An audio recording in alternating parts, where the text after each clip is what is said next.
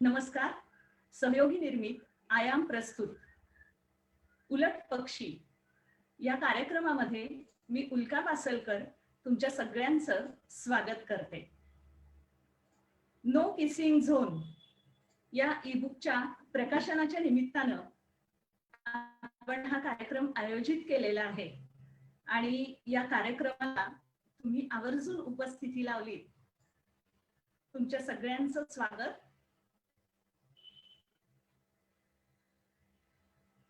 आपण no kissing zone या ईबुकचं प्रकाशन करणार आहोत. विनय नारायण यांनी हे ईबुक लिहिलेलं आहे आणि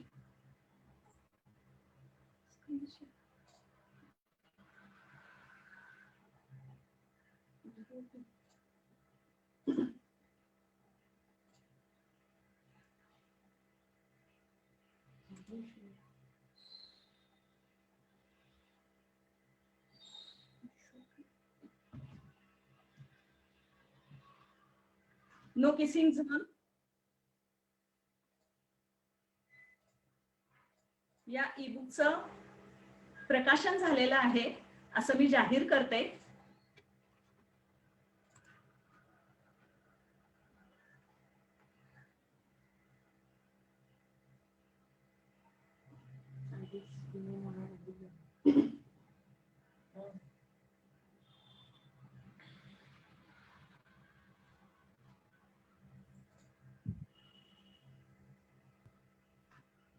हॅलो. हा विनयजी, तुमचा व्हिडिओ सुरू कराल? नाही, मी व्हिडिओ सुरू करायला गेलो तर मला मेसेज येतो, you cannot start your video because the host has stopped it.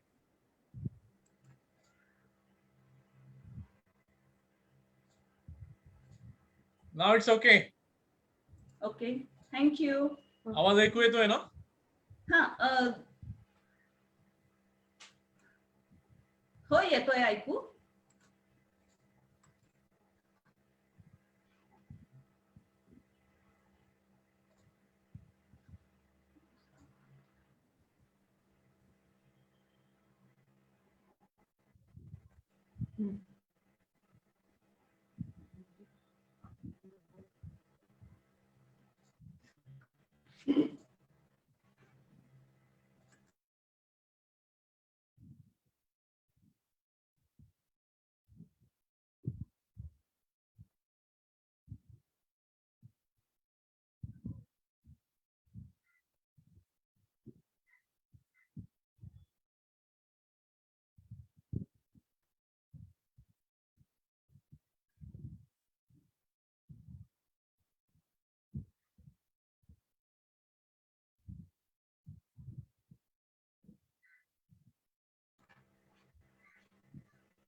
Vinay Narayan लिखित नो किसिंग झोन आणि मी या ईबुकचं प्रकाशन झालेलं आहे असं मी जाहीर करते. लेखक विनय नारायण यांचा आपण थोडक्यात परिचय करून घेऊया. आतापर्यंत विनयजींनी वेगवेगळ्या प्रकारचं लेखन केलेलं आहे. त्यामध्ये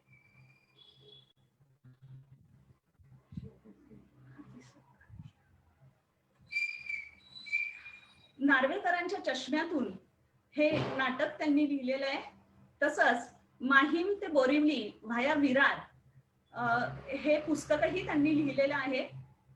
तुझा प्रॉब्लेम काय आहे मित्रा हा त्यांचा कविता संग्रह आहे.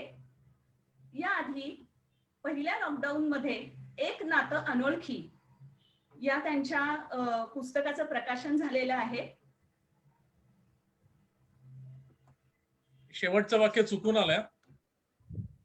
हो,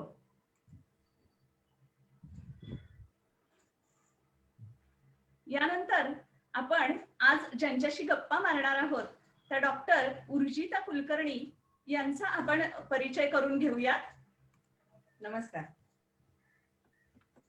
डॉक्टर उर्जिता कुलकर्णी यांनी जवळजवळ 2 वर्ष विविध भारती पुणेवरून शरीर धर्म मानसिकता आणि समाज या कार्यक्रमाचं त्यांच्या प्रसारण झालेलं आहे.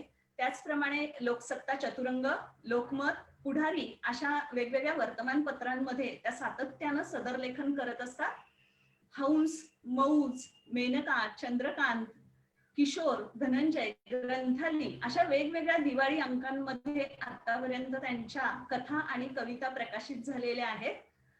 प्रोस पब्लिकेशन्स हे त्यांनी स्वतःचं प्रकाशन जे सुरू केलं ते केवळ आपल्या पुस्तकाचं प्रकाशन करताना येणाऱ्या अडचणी दूर व्हाव्यात आणि आपल्याला हवं त्या पद्धतीने पुस्तकाचं प्रकाशन करता यावं, हव्या त्या कालावधीमध्ये ते करता यावं, या गरजेतून त्यांनी प्रोस पब्लिकेशन सुरू केलं आणि ताक ही त्यांची पहिली कादंबरी त्यांनी प्रकाशित केली. त्यानंतर पॅरेंटिंगवरचं, पालकत्वावरचं द पॅरेंट कंपनी हे पुस्तकही त्यांनी प्रोस पब्लिकेशन्स तर्फे प्रकाशित केलेलं आहे. आणि त्याचप्रमाणे साखर हा जो लघुचित्रपट आहे, ज्याची पटकथा त्यांनी लिहिली आहे, कथा आणि पटकथा, या लघुचित्रपटाला, शॉर्ट फिल्मला पुरस्कार मिळालेला आहे. तर मला विनय नारायणजींना असं विचारायचंय की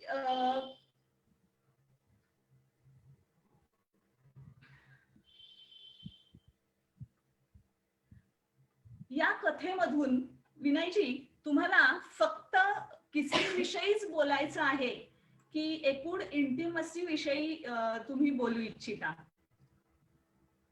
नाही, ही कथा लिहिताना माझ्या डोळ्यासमोर फक्त हा किसिंग हा विषय होता.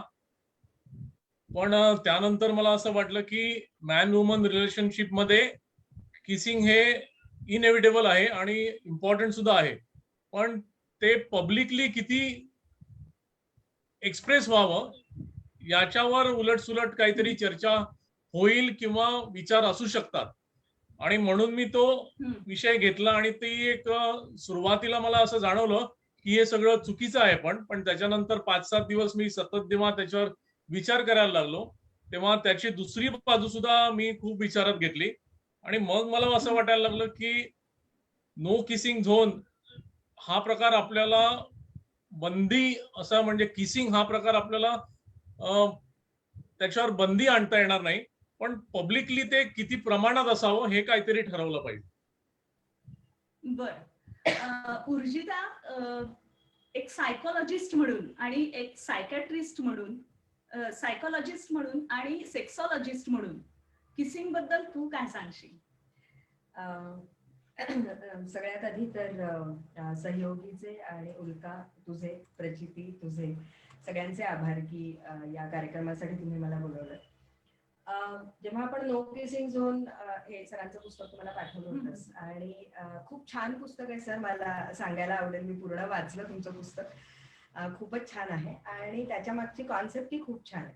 आता जेव्हा तू विचारतेस की किसिंग या संदर्भात, खरं तर जेव्हा आपण किस असं म्हणतो, चुंबन असं जेव्हा म्हणतो, तेव्हा त्याला आपण ज्या पद्धतीने बघतो, ज्या पर्स्पेक्टिव्हनी बघतो ते फार महत्वाचं आहे असं मला वाटतं. म्हणजे पहा, आपण कुठली अतिप्रिय गोष्ट असेल किंवा ज्याच्यावरती आपल्याला असं वाटतं की मला खूप आवडतंय, हे प्रेम आहे माझं याच्यावरती, ती गोष्ट पटकन आपण जवळ घेतो आणि त्याला एक छान किस करतो, चुंबन देतो, एक पप्पी देतो छानपैकी.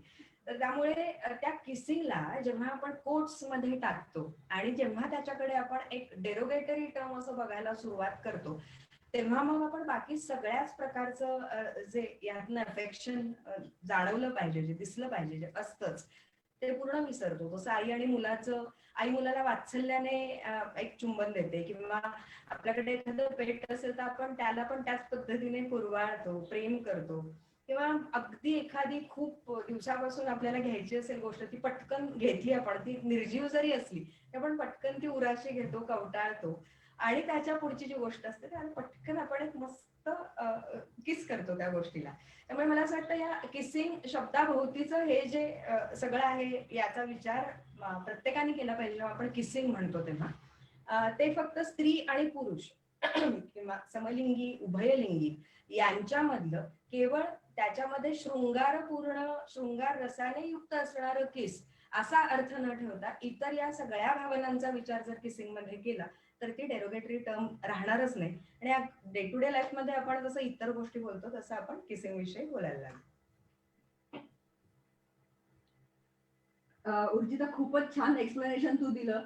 आणि विनय सर, मला तुम्हाला एक प्रश्न विचारायचा आहे की तुमच्या पुस्तकामध्ये जो एक नो किसिंग झोन म्हटलंय, ती संकल्पना कुठनं तरी जसं नो स्मोकिंग झोन असतो, नो पार्किंग झोन असतो, तसा काहीतरी एका प्रसंगात आलेला आहे. कारण आपल्या जी तुम्ही कथा लिहिली आहे, तर एक कथेतला जो प्रसंग आहे, तर तो प्रसंग प्रत्यक्षात घडल्यानंतर तुम्ही त्याचा विचार केला आणि मग ती कथा कागदावर उतरली. तर थोडक्यात हा जो तुमचा प्रवास आहे त्या प्रसंगापासनं, की तो प्रसंग काय होता आणि तिथून तुम्ही काय विचार झाले आणि मग ती कथा कागदावर उतरली, हे थोडक्यात सांगू शकाल? हो, म्हणजे ही एका आठवड्यात घडलेली कथा आहे ऍक्च्युली. जेव्हा एक कपल माझ्या बिल्डिंगच्या समोर बाल्कनी खाली रोज संध्याकाळी 6 वाजता येत होतं ना, तेव्हा पहिल्या दिवशी मला काही वाटलं नाही. पण जेव्हा रोज तीच गोष्ट घडायला लागली आणि मला असं वाटलं की ही माणसं, हे कपल आपल्याला आता गृहीत धरताय.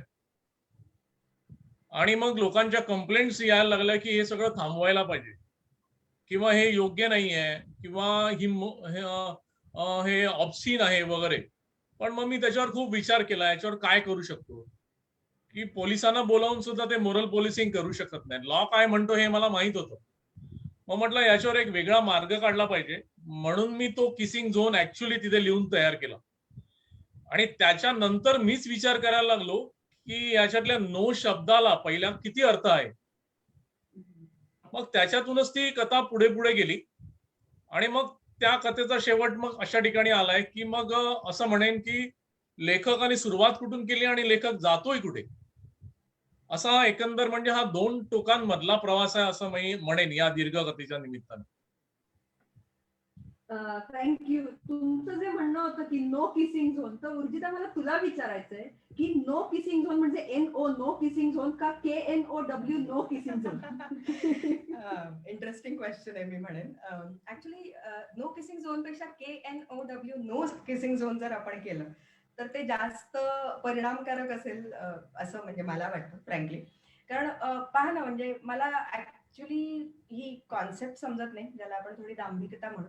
आपल्याकडे रस्त्यावरती अगदी जाता जाता कुठेही आपण बघतो की कुणी रस्त्याच्या कडेला उभं राहून शू करतंय, त्यातल्या त्यात याच्यामध्ये मेल्स खूप असतात, किंवा भांडताय जोरजोरात.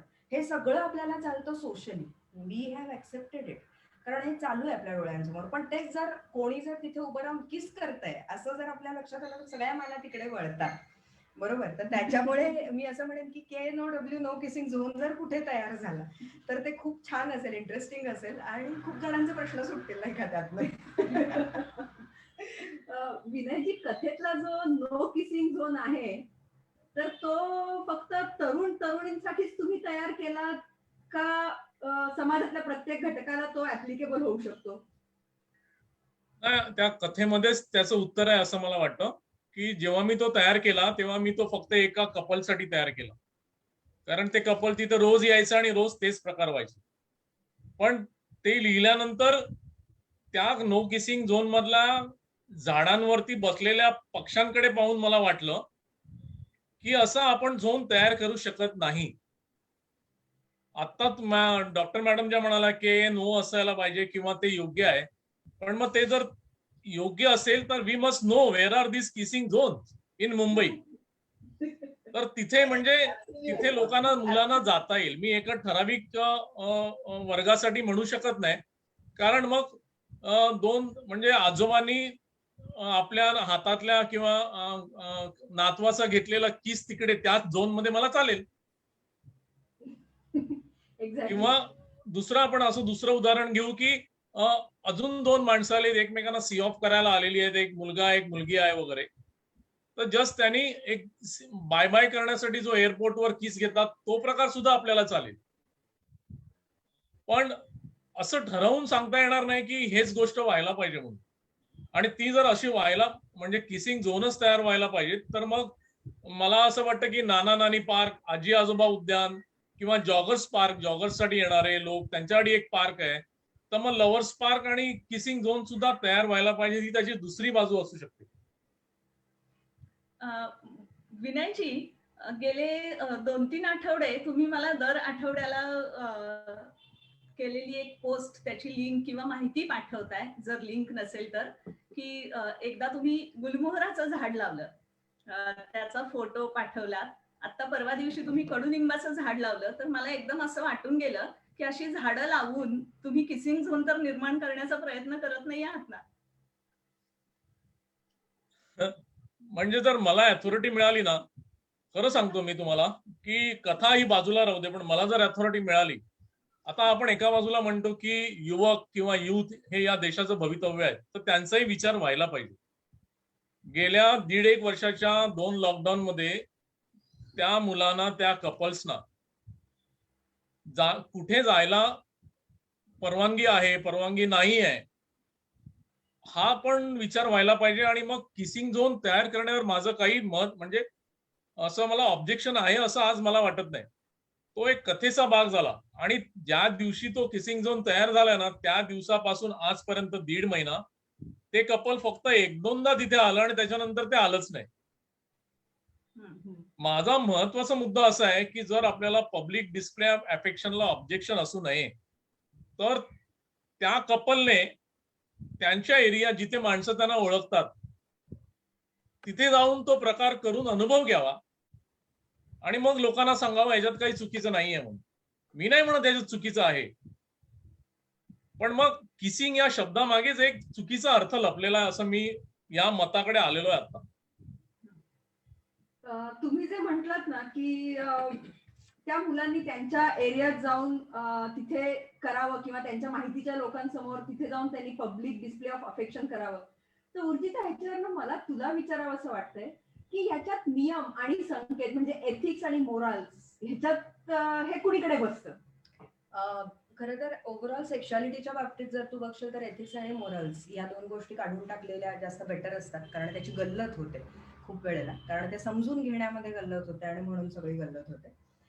जसं आता सर म्हणतात की हे लिमिट कुठपर्यंत असावं पीडीएचं, तर थोडक्यात मला असं सांगायचं वाटतं की पब्लिक डिस्प्ले ऑफ अफेक्शन याची कुठली डेफिनेशन सेट अशी नाहीये की हे हे हे म्हणजे पब्लिक डिस्प्ले ऑफ अफेक्शन. त्याच्यामध्ये इतकंच म्हटलं जातं की ज्यामुळे इतर लोकांना त्रास होऊ शकतो, इतर लोकांना त्यातनं सेक्शुअली अराउज वाटू शकतं, ते पीडीए असू शकतं. पण आता मग कुणाला कशानेही सेक्शुअली अराउज वाटू शकतात, बरोबर आहे? त्यामुळे पीडीएची डेफिनेशन अशी ठरवता येत नाही. त्यातच जेव्हा आता आपण हा विचार करतो की संकेत आणि दुसरं काय म्हणालीस, ते उत्तम मराठी शब्द वापरतो, करेक्ट. सो नियम आणि संकेत या बाबतीत एक चांगले इंग्रजी शब्द आहेत काही. एक आहे तो लिबर्टिनिझम असा शब्द, ज्याला आपण स्वैराचार असं म्हणतो. एक आहे ते फ्रीडम, ज्याला आपण म्हणतो स्वातंत्र्य. ज्याला स्वातंत्र्य आणि स्वैराचार यातली थिन लाईन कळली, त्याला संकेत आणि नियम या दोन्ही गोष्टी समजणार. म्हणजे बघ, साधा आहे की आपण लहान असतो ना, जेव्हा आपण अगदी बाळ असतो त्यावेळेला आपल्याला हवं ते आपण करतो, म्हणजे आपल्या समोर एखादी गोष्ट आहे पण पटकन खातो. थोडेसे मोठे झालो की आपण आईबाबांकडे बघायला लागतो. अजून थोडेसे मोठे झालो की आपण विचार करतो मला भूक आहे पण कसं वाटेल. हे जे सगळं आहे हे फ्रॉइडियन कॉन्सेप्ट मध्ये ईड इगो सुपर इगो नावाने तो एक अनालिसिस आहे. सो जेव्हा आपण इगो, यातला इगो म्हणजे ज्या इगोचा अर्थ आपण रेग्युलर वापरामध्ये घेतो तो नाहीये. ईड इगो सुपर इगो मध्ये साधं उदाहरण देते की ईड म्हणजे एक अशी गाडी आहे की जिला ड्रायव्हर नाहीये, काहीच नाही, चालू करून सोडून दिली. इगो ही अशी गाडी आहे याच्यामध्ये ड्रायव्हर बसवलं, म्हणजे त्या गाडीवर थोडं नियंत्रण आहे. तर सुपर इगो ही अशी गाडी आहे की ज्याच्यामध्ये ड्रायव्हर सोबत मागे मालकही बसला, सो मालकाकडे नियंत्रण आलं. माझ्या म्हणण्याचा उद्देश असा आहे की जेव्हा जास्तीत जास्त वेळेला, आता मी इथे कुठलाही एज ग्रुप नाही टार्गेट करत आहे, कुठलाही एज ग्रुप जेव्हा ईड कडे झुकतो तेव्हा अनेक अशा गोष्टी घडतात की ज्या स्वातंत्र्याकडून स्वैराचाराकडे जातात, जिथे नियम आणि संकेत मोडीत काढले जातात. आणि मग त्यातून जे घडतं ते सगळे असं म्हणूयात की खूप जास्त अग्रीएबल गोष्टी असतात असं नाहीये, आणि ज्याच्यावरती निर्बंध घालणं गरजेचं होऊन बसतं, कारण आपण एका स्ट्रक्चर मध्ये राहतो ज्याचं नाव आहे समाज. एक्झॅक्टली. मी एक मध्ये एक इंटरप्ट करतो की याच विषयावरती हा मुद्दा आपल्या भारताच्या सर्वोच्च न्यायालय म्हणजे सुप्रीम कोर्टामध्ये गेला होता. सुप्रीम कोर्टाने सेक्शन 294 ऑफ आयपीसी हा भाग लक्षात घेऊन असं म्हटलं की anything which is annoying to the public is an offence. Correct correct. त्याच्या वेळेला आर्ग्युमेंट असं झालं होतं की आर्टिकल 19 मध्ये आपल्याकडे वेगळे फ्रीडम्स आहेत. त्याच्यामध्ये आर्ग्युमेंट असं झालं की it is my right of freedom speech and expression and this kissing it is a part of expression. पण मग सुप्रीम कोर्टाने म्हटलं if that expression is annoying to the public at large then it is an offence. असं आपल्या supreme कोर्टाचं judgement आहे की supreme court असं म्हणत नाही की तुम्ही किस करूच नका, पण what is annoying and disturbing to the public and it is creating a problem or what leads to immoral things that's an offence असं आजही म्हणतात. म्हणून पोलीस काय करतात, एक दोनदा झटकतात, पण एखादी गोष्ट जर कंटिन्यू झाली तर मला वाटतं ती अति तिथे मातीकडे जाईल आणि मग लोक त्याचा म्हणजे त्याला प्रोहिबिटच करायला सुरुवात करतील. रोज आपण ती गोष्ट नाही पाहू शकत. मी उदाहरण असं देतो की आज आपण बॉलिवूडमध्ये आहोत, नेटफ्लिक्सच्या जमान्यामध्ये आहोत, जिकडे आपल्याला सेन्सॉरशिप नाही आहे. ते आपल्याला सगळं चालतंय, पण रस्त्यावर केलेलं आपल्याला चालत नाही. हा जो फरक आहे ना, एकदा एखादं गोष्टी केलं मी इग्नोर करू शकतो, पण रोज संध्याकाळी 6 वाजता उठून मी म्हणणार मला 1.25 तास तोच प्रकार बघायचा आहे माझ्या घरासमोर. मग लोकांच्या एक्सप्रेशन असे येतात, या देशामध्ये कायदा पोलीस वगैरे काय आहे की नाही. मग कायदा हेच सांगतो limited freedom, limited speech, freedom of expression is acceptable. पण उर्जिता मग तुला तो विचार करून आपण झोन तयार करायला पाहिजे. Okay okay. उर्जिताला काही हा, याच्यामध्ये ऍक्च्युली जेव्हा हा कायदा तुम्ही म्हणताय ना सर, तर त्या संदर्भात वेगवेगळे पर्स्पेक्टिव्ह मांडले गेले आणि 2014 मध्ये केरळमध्ये आय गेस केरळमध्ये एक किस ऑफ लव्ह नावानी एक मार्च केला गेला होता की ज्याच्यामध्ये त्यांचं म्हणणं हेच होतं जे आपण सुरुवातीला किस विषयी बोललो की ते म्हणणं होतं की किसचा अर्थ केवळ हाच एक असू नये आणि जसं काही ठिकाणी 3 मिनिटापेक्षा जास्त किस करायचं नाही even if it is a kissing zone, कारण त्याचा अर्थ वेगळा होतो. तर तसं जर तुम्ही पेक करताय, गालावरती एक छोटीशी पप्पी घेताय किंवा तुम्ही हातावरती किस करताय, जे काही संस्कृतीमध्ये आहे, ग्रीटिंगचं ते एक माध्यम आहे काही संस्कृतीमध्ये, तर ते जे ह्या सगळ्याच्याच अगेन्स्ट तो लॉ आहे का असं म्हणून एक प्रोटेस्ट केलं गेलं होतं. आणि त्यावेळेला अनेक लोक रस्त्यावरती आले होते ज्यांनी एकमेकांच्या हातात हात घालून गळ्यात गळे घालून एक असा मार्च केला होता फॉर दिस पर्टिक्युलर लॉ, कारण आपल्याकडे डेफिनेशन नाहीये for PDA. Okay. Urjita, no kissing zone आणि मी हे पूर्णपणे तू ही कथा वाचलीस. हो. तर एक लेखिका म्हणून मला तुला विचारायचंय की या पुस्तकाला तू काय नाव दिलं असतंस? ओके, मी त्या पुस्तकाला ते जे 2 पक्षी दिसले मला त्या 2 पक्ष्यांना काहीतरी एक सांकेतिक नाव दिलं असतं आणि तेच नाव मी कदाचित या पुस्तकाला दिलं असतं. त्याचं कारण जर कथा सगळी त्या विषयाच्या अराउंड फिरते तर मला असं वाटतं की ते असलं असतं. ओके. आपण आता जसं उर्जिता म्हटलीस की काही ठिकाणी किसिंग झोन तयार झालेत, तर खरं आहे ही गोष्ट सिंगापूर, बाली, हाँगकाँग या देशांनी एअरपोर्ट्सला मीट अँड फ्लाय झोन या नावाने किसिंग झोन्स अलाउड केले. आणि त्यांचं कारणच असं आहे की त्यांच्या लक्षात आलं की ज्यावेळेस एअरपोर्टला एखादी व्यक्ती येते तर त्याला सोडायला येणारा फॅमिली मेंबर जर ती व्यक्ती फार जास्त काळासाठी बाहेर जाणार असेल तर त्याला खरंच त्याला जवळ घेणं, त्याला हक करणं किंवा एक जसं तू म्हटलीस एक पप्पी देणं हे खूप कॉमन नॅचरल गेस्चर आहे अफेक्शनचं. करेक्ट. आणि दुर्दैवाने आपण जेव्हा किस हा शब्द म्हणतो तरी आपण बाकीच्या अफेक्शनच्या गोष्टी कुठेतरी बाजूला ठेवतो. आणि ते ज्यावेळेस मी वाचलं तर मला सगळ्यात पहिले लक्षात असंच आलं की नो किसिंग झोन का नो किसिंग झोन. आणि मग हे जे झोन्स होणार आहेत ते फक्त किसिंग फोकस असावेत का त्याला इंटिमसी किंवा अफेक्शन झोन हे जास्त चांगलं नाव असावं? I would say affection zone would be a better name, कारण इंटिमसी म्हणजे सुद्धा अजून आपल्या लोकांना कल्पना नाही आहे की इंटिमसीचा अर्थ काय. सगळं फिजिकली आपल्याकडे बघितलं जातं, पण इंटिमसीमध्ये इमोशनल आणि फिजिकल या दोन्ही गोष्टी अंतर्भूत असतात. आणि अफेक्शन म्हणजे कसं आहे, आता असा अफेक्शन झोन असेल आणि जिथे समजा एखाद्या मैत्रिणीची गरज आहे, तिथे कुठलाही लैंगिक ट्रान्झॅक्शन नाहीये, अशा वेळेस 2-3 व्यक्ती तिथे जाऊन बसू शकतात. इथे प्रत्येक वेळेला अंडर करंट हे काहीतरी लैंगिक चालू आहे असा असणं गरजेचं नाहीये. यातला दुसरा अजून एक महत्वाचा मुद्दा असा आहे की सायकॅट्रीमध्ये एक टर्म आहे व्हॉयुरिझम म्हणून, की ज्याच्यामध्ये जे काही चालू असतं, समजा काही लैंगिक कृत्य चालू आहे आपल्या आजूबाजूला आणि ती एखाद्याच्या नकळत ते पाहणं याची एक आवड असते लोकांना. हे मी का सांगते मी तुला सांगते. आपल्याकडे भारत आत्ताच्या रिसर्च मध्ये 3ऱ्या क्रमांकावरती आहे जिथे आपण पॉर्न बघतो. मग जर आपण पॉर्न इतक्या चवीने बघतो तर तेव्हा आजूबाजूला लोक मिठ्या मारतायत किंवा काय, ह्या गोष्टी केवळ ते प्रेमाचा संकेत म्हणून, आणि जर ते काही एका विशिष्ट मर्यादेत राहून काही गोष्टी करत असतील तर त्याच्याकडे आपण ती जाता जाता घडणारी गोष्ट असं का नाही बघू शकत. म्हणजे असं एक मला वाटतं की म्हणून अफेक्शन झोन जेव्हा तयार होतील तेव्हा कदाचित ज्यांना तिकडे जायचंच नाहीये ते तिकडे जाणारच नाही, की अरे नको इथे काहीतरी वेगळं चालतं असा विचार करून.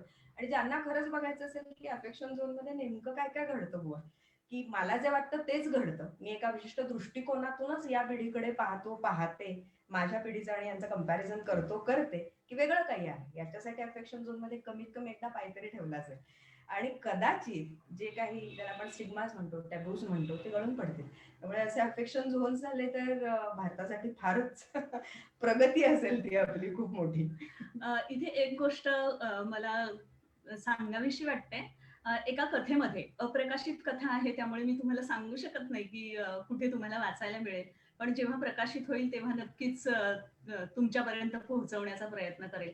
पण एका कथेमध्ये इंटिमसी झोन कसा आलाय हे मला नो किसिंग झोन आणि मी वाचताना लक्षात आलं.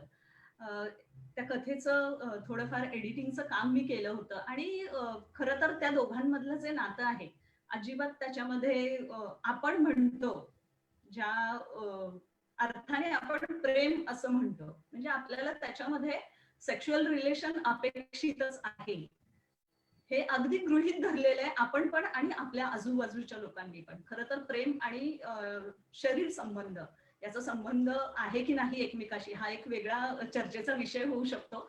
पण तसं नातं नसताना सुद्धा एका ठिकाणी ते दोघं जण भेटतात त्या कथेत आणि ते ज्या ठिकाणी भेटतात तर तो इंटिमसी झोन आहे हे माझ्या लक्षात आलं आणि ते तीव्रतेने जाणवलं ते नो किसिंग झोन आणि मी वाचताना. खरं तर जेव्हा कथेचं काम केलं तेव्हा हे मला इतकं तीव्रतेने नव्हतं जाणवलं की हा इंटिमसी झोन आहे किंवा ज्याला आपण आता किसिंग झोन निर्माण होण्याविषयी आपण जे बोलतोय त्याच्या जवळ जाणारी ही जागा आहे किंवा हे ठिकाण आहे. आणि असं असू शकतं का असा प्रश्न तेव्हा पडून गेला होता मनात.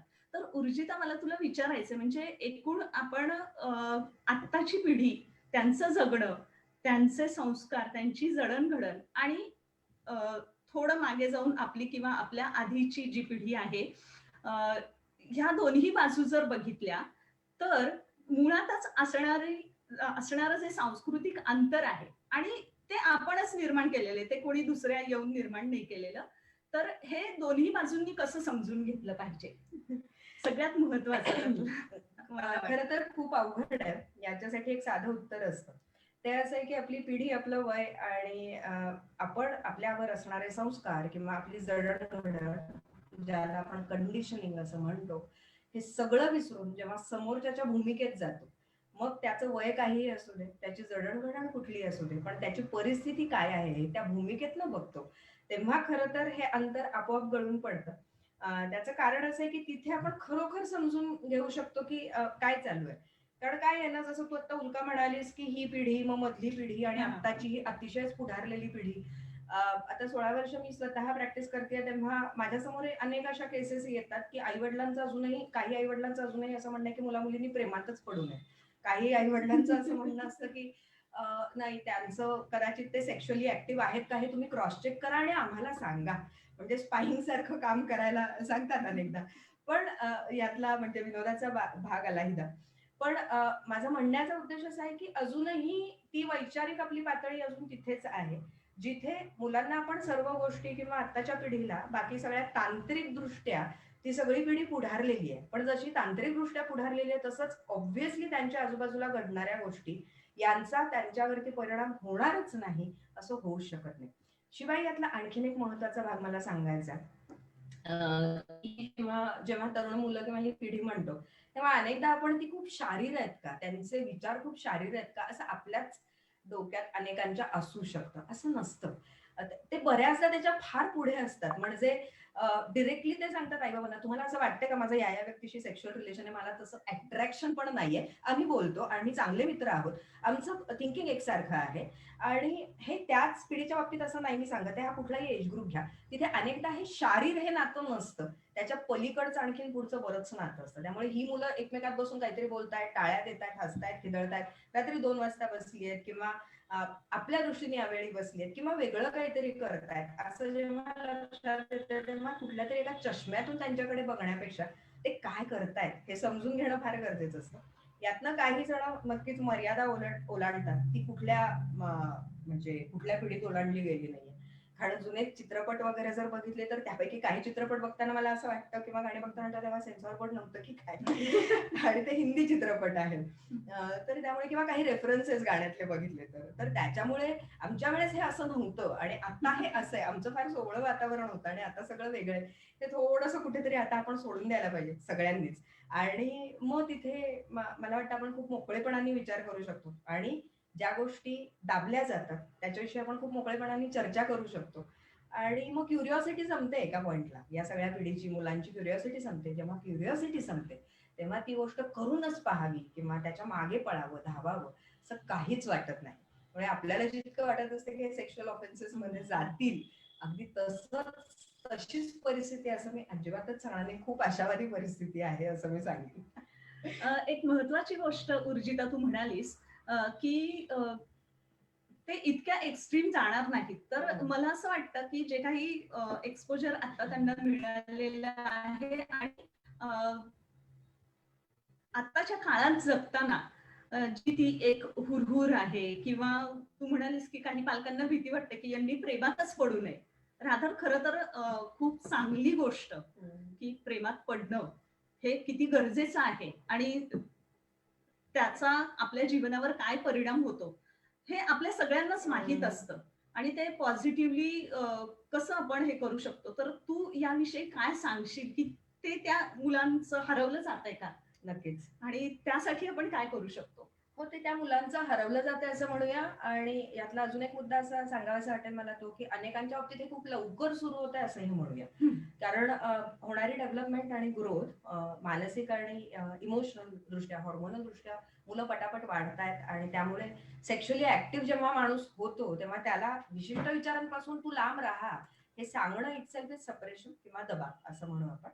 तर त्याच्यामुळे त्या मुलांच्या बाबतीत मी असं म्हणेन की जर आपण त्यांच्याशी एक सजग नातं तयार केलं, आपण त्यांच्याशी एक खेळीमेळीचं नातं तयार केलं आणि ते प्रत्येक वेळेला राहीलच असं काही नाहीये आणि सतत त्यांच्यावरती एक चांगला इंग्रजी शब्द आहे वॉचडॉग असं न राहता आपण त्यांना त्यांची एक मोकळी एक वाव दिला तर कदाचित मला असं वाटतं काही करायच्या आधी ते येऊन विचारतील तू प्रेमात पडली होतीस का गाई किंवा तू पडला होतास का रे बाबा, मग नेमकं काय आहे किंवा मला असं वाटतंय किस करावं असं वाटतंय, काय ते करून बघू का नको, असं इथपर्यंत घडू शकतं. सो त्यांना थोडासा मार्ग हरवलाय नक्कीच त्यांचा, पण त्याच्यासाठी आपण सगळ्यांनी एक कंड्युसिव्ह एन्व्हायरमेंट तयार करणं गरजेचं.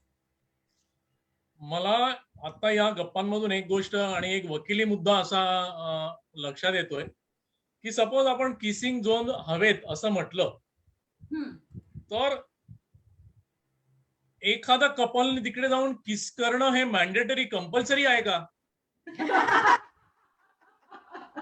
किंवा एक मुलाचं आणि मुलाचं लग्न ठरलंय आणि ते एकामेकांकडे फियांसी म्हणून बघतायत, ते अरेंज मॅरेज आहे, तर त्या किसिंग झोन मध्ये मुलगा मुलीला इन्व्हाइट करेल का? म्हणजे त्याचा वेगळा अर्थ होईल. असं काय होईल की म्हणजे एखाद्या त्या किसिंग झोन मध्ये जर एक कपल आलं आणि त्यांनी जर किस केलं नाही तर त्यांना पोलीस पकडतील का? की तुम्ही किसिंग झोन मध्ये तुम्ही किस केलेलं नाहीये म्हणजे हा ऑफेन्स आहे, असं होईल का? असं माझ्यातला वकील विचार करतोय आता. आपल्याकडे एक वाचकांचा प्रश्न आलेला आहे. फेसबुकवर सध्या आपण बघतो किंवा सोशल मीडियावर बघतो की व्हर्च्युअल वर्ल्ड मध्ये हग किंवा किस, फ्लाइंग किस हे सिम्बॉल वापरण्याचं प्रमाण वाढलेलं आहे. तर विनयजी तुमच्या ती जी कथा घडते तो लॉकडाऊनचा काळ आहे, तर कुठेतरी स्पर्शाची हवी असलेली जाणीव म्हणून तर या गोष्टी घडत नाहीये की सिम्बॉल्स आपण वापरतोय आणि ती भूक भागवायचा प्रयत्न करतोय. मग हे जे लॉकडाऊनचे जे नियम झाले आणि त्याच्यानंतर घरामधून बाहेर पडण्यासाठी आणि जे कोणी कपल्स आहेत त्यांना एकमेकांना भेटण्यासाठी जी म्हणजे उत्कटता निर्माण झाली असेल ती आपण समजून घेतली पाहिजे असं मला वाटतं. पण त्याचबरोबर सपोज आपण एखादा पिक्चर काढला आणि त्या पिक्चरमध्ये 40 ते 50 केसेस आहेत, तर तो पिक्चर चालेल की पडेल? किंवा त्याच्या तर एकच सीन असला तर तो लोकांच्या लक्षात राहील की 40-50 केसेस पूर्ण पिक्चर मध्ये दाखवले तर तो पिक्चर लक्षात राहील. मला वाटतं की कुठेतरी हे आपणच ठरवलं पाहिजे की कपल्सनी आणि सोसायटीने सुद्धा की आपल्याला काय चालणार आहे, काय अति आहे आणि काय कमी आहे. हे आता मला वाटतं कुठेतरी आपण त्याच्याकडे जातो नक्की. म्हणजे एक एक पिढी ते नियम बदलत दुसरीकडे जाते आहे ना, तर पण कुठेतरी नवीन पिढीने सुद्धा की करता एखादी गोष्ट त्यातली मजाच संपून जाईल असं करू नये. विनयजी, तुम्ही अद्यापपर्यंत अनेक विषयांवर लिखाण केलं आणि आता ज्यावेळेस हे पुस्तक केलं तर तुम्ही छापील पुस्तक सोडून ई बुक कडे का वळलात? नाही, ई बुक कडे वळायचं कारण असं आहे की आता आपल्याला टेक्नॉलॉजीचा जास्तीत जास्त म्हणजे उपयोग केला पाहिजे. प्रत्येक पिढी मग ती 70 वर्षाची असू दे किंवा 15 वर्षाची असू दे किंवा 5 वर्षाचा मुलगा असू दे, तो ऑनलाईन असतो आणि मग त्याच्या हातामध्ये लॅपटॉप असतो किंवा मोबाईल असतो किंवा अजून दुसरं कुठचे गॅजेट असतं. आणि एकंदर मला वाटतं की ईबुक कडे वळण्याचं कारण माझं असं आहे की एक नातं अनोळखी ही जेव्हा आम्ही कादंबरी गेल्या लॉकडाऊन मध्ये प्रसिद्ध केली आणि 1000 किंवा 1100 ची पहिली जी एडिशन आम्ही काढली, तिचं लोकांपर्यंत पोहोचणं आणि ईबुकचं लोकांपर्यंत पोहोचणं याच्यामध्ये खूप मोठं अंतर आहे. मला वाटतं ईबुक तुम्हाला एक वर्ल्ड वाईड प्लॅटफॉर्म देतोय आणि तो प्लॅटफॉर्म आपण वापरला पाहिजे हे मला पटलं आणि म्हणून मी ह्या ईबुक कडे वळलो. आणि शिवाय कागदाचा अपव्यय किंवा अजून डिस्ट्रीब्युशन त्याची कॉस्ट कमी होते, या सगळ्या गोष्टी आज माझ्या अमेरिकेमधल्या इंग्लंडमधल्या मित्रांना ते ईबुक लगेच मिळेल, मला त्यांना ते पोस्टाने पाठवावं लागणार नाही पुस्तक. या गोष्टीचा सगळ्याचा विचार करून मला वाटलं की आता मी काळाबरोबर चाललो पाहिजे आणि मग मला ईबुक हा पर्याय नाही. थँक्यू. उर्जिता, मला तुला एक असं विचारायचंय की ही कथा तू पण वाचलीस तर विषय लक्षात घेता ही कथा वेगवेगळ्या भाषांमध्ये गेली पाहिजे असं एक मानसोपचार तज्ञ आणि सेक्सॉलॉजिस्ट म्हणून तुला वाटतं का? बरं. मला असं वाटतं की या कथेचा जर पुढचा भाग लिहिता आला की ज्याच्यामध्ये कदाचित त्या दोघांची मानसिकता नेमकी काय आहे, स्पॉइलर देत नाहीये मी आता इथे, पण त्या दोघांची म्हणजे मेन कॅरेक्टर्स आहेत त्यांची पण, असं बोलतेय विनयजी की तुमचं पुस्तक वाचतील हा लोक नेमकं काय बोलतेय हे बघून, तर त्यांची मानसिकता काय आहे आणि त्याला काही बॅक स्टोरी आहे का, किंवा त्या सगळ्या गोष्टींचे संदर्भ पुढे कसे जातात हे जर लिहिलं गेलं तर मला असं वाटतं की वेगवेगळ्या भाषेत जर भाषांतर झालं तर एक काय म्हणू त्याला आपण, एक वेगळा विचार पोहोचू शकेल लोकांपर्यंत असं वाटतं. विनयजी, पुढचं पुस्तक लिहायला घ्या मग लगेच, कथेचा पुढचा भाग. बघूया, विचार करूया ना, नक्कीच. जर दुसऱ्या भाषेत जायचं असेल आणि उर्जिता सारखी चांगली ट्रान्सलेटर हवी असेल तर तुम्हाला पुढचा भाग लिहावा लागेल. पण डॉक्टर मॅडम सुद्धा लेखिका आहेत, मी त्यांना राईट्स देतो पुढचे सिक्वेल लिहायचे. मिळून घ्या.